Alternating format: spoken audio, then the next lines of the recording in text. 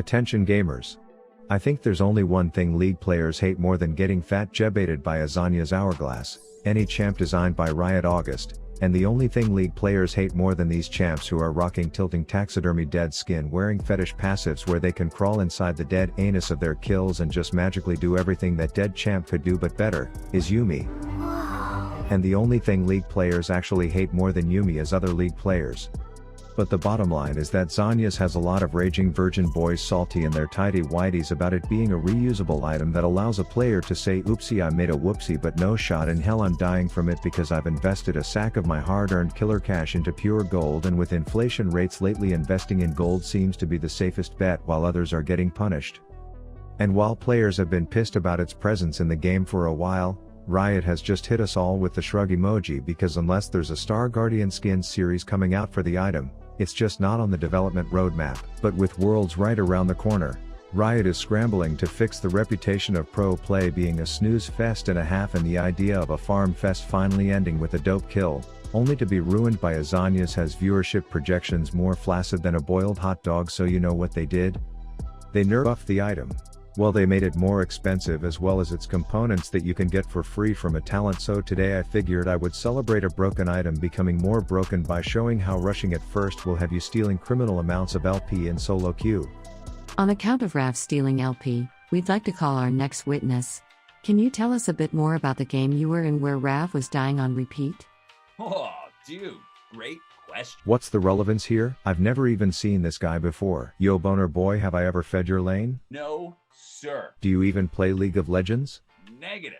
What am I missing here? We're talking about Raid Shadow Legends, the world's best mobile MMORPG where there's endless things to do like collect new champs from shards with unique styles and skills, then take them to the tavern to feed them with stuff you've gathered in your journey, and bam, level 19 already, time to put them to work in something like a dungeon where they are in the lineup with the boys contributing until you see they still need more levels, so you drop them off in AFK daycare for passive XP type of stuff. Oh yeah, I was dying on repeat in Raid the other day. Continue. Sheesh. Wait, who is this chirping budget Walmart Halloween decoration backseating my Raid gameplay as a witness? How dare you? Calm down, Rav. He's part of the newest updates coming to Raid this month, including a huge new feature called Awakening where you get blessings on your champs to buff them in battles, as well as the Iron Twins Fortress dungeon that you'll surely be dying in. Yikes. And of course this funny fella, the Ultimate Death Knight, that you can unlock just by logging in and playing for 7 days between now and October 27th, plus entering code DK Rises will level him to 50 and give you tons of items. Are you saying if I play and promote Raid I can get away with stealing people's LP in League of Legends? Yes. Everyone use my link or scan the QR code to get Raid ASAP. My freedom is relying on it. I will give you silver energy XP shards, a dank new champ, you name it, just try it out. Why don't we first roll the footage of him stealing this LP, please? Alright, so it was just another day on the Rift. We had a free invade going on and I wanted to switch things up with a surprise level 1 gank because this game is feeling more stale than bread that snaps, but I guess the thought of a 2-foot wizard, last name probably Gilpatrick, and a full party of 3 surprising this rock bender was of no interest to my teammates, so no kill, and I just had to settle for getting her summoner spells. But my investment in our mid lane Pyke paid off when that bald shitter announced that his boots were made for walking this game.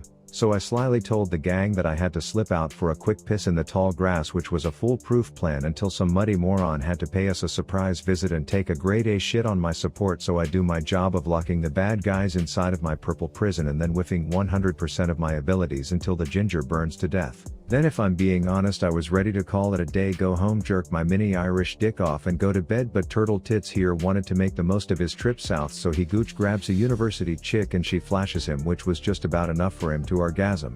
Anyways, we are just taking a group poop on this statue when the Pyke says, hey guys, you know what's more fun than vandalism?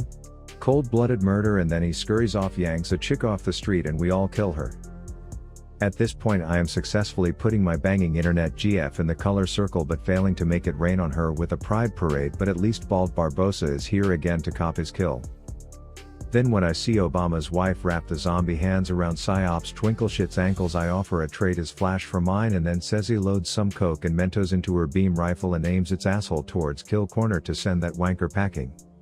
I now have my first item, Zhonya's, which means I can look at these losers who are bullying a dragon for being allergic to the sun and send one of them off to dead bitch boarding school. Then PETA would be proud as fuck because my actions saved a dragon that day from being killed, so that my friends could kill it a minute later.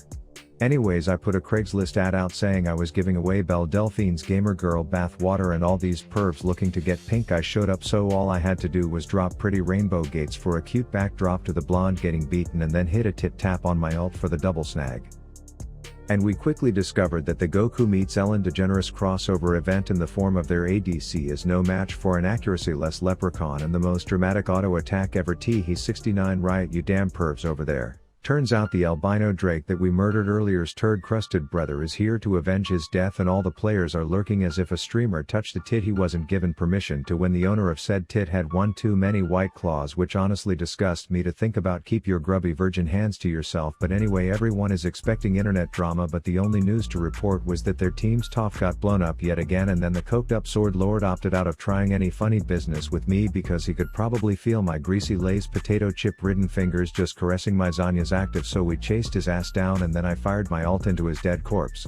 Then throw one more uncoordinated shitfest near mid where I started wondering what they teach at the Battle Academy, because it sure as shit has nothing to do with informing them about Vagar cages, so she dies, and then right when my 0 deaths due to Zanya's item ass was about to buy item numero 2.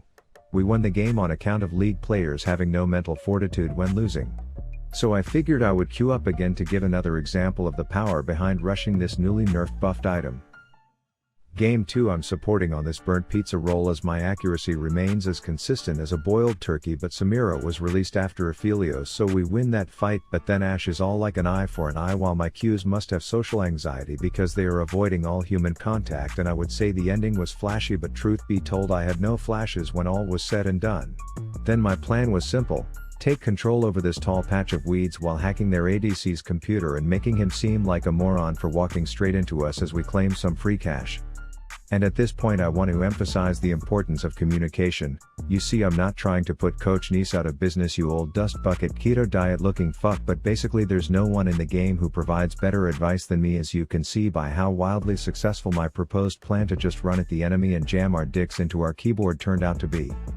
Then not to rub in how Rap's coaching is superior to anything offered on the market, but I hit them with a fat call to wait in the bush, kill the ward, back out, bait out that arrow slut's cone of cold and make her think it's safe to call a cab back to base while we then pop out of the weeds and say surprise bitch, which scares the literal ult out of that Aphelios before we killed him.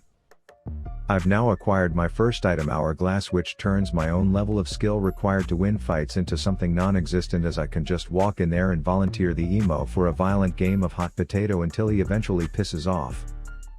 Then we are playing patty cake with this stone tits when my spoon-fed ADC wants to get greedy, but I say that'll get feedy. And Nice, if you're still awake, just saying my coaching prediction skills are damn near flawless at this point, better watch your back. Anyways, they have one of those wall hacking champs that crawls up people's assholes when he gets frightened, but we have the bot priority of a lifetime, so there will be none of that tomfoolery today.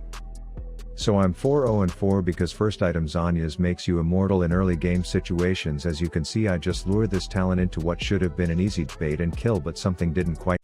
I'm now looking for blood, recruiting swashbucklers as my soldiers and informing them to stop whining about being thirsty, because I will take care of the flash and to stun that fleeing Ash dirty work so that me and Man Bear Pig can cop some cash, and then we should reward this blind ass Billy Joel Armstrong for his keen ability to look at his mini-map with a small serving of homicide, and yet despite slaying out some loser on our team wants to quit. After investigation I learn it's this stupid Swedish fish who was getting shit shafted all game, so I start following him around to make his crying ass not want to quit on me. I mean, I was like a D-tilting sugar daddy that went out and fetched kills for this fucking fizz, except for the fact that I didn't see him getting fisted by the male stripper, so I would have to make it up to him now by putting down his attacker, you know, whip some hot fiery things at him. Set players are totally the type of people who wear t-shirts when swimming, and I used to think that about Talon players too, but this particular one was just a few clowns short of a circus, so nothing on his agenda was going as planned today, which opened up the floodgates for us to be idiots inside their base, you know, sprinkle some tinkle on their bed pillows till they come running in all pissed off thinking they can just kill me, but nope, I'm golden baby, gotta love this bullshit item. And with that, even the sperm cell Swedish fish of a mid laner I was dealt with was now contributing and hanging with the boys. I even saw a smile out of his stupid feeding fish face at one point as we won the second with ease, to further show that rushing Zanya's may be the strategy for ending piss pit elo games early. Brush your teeth tonight, Rav out.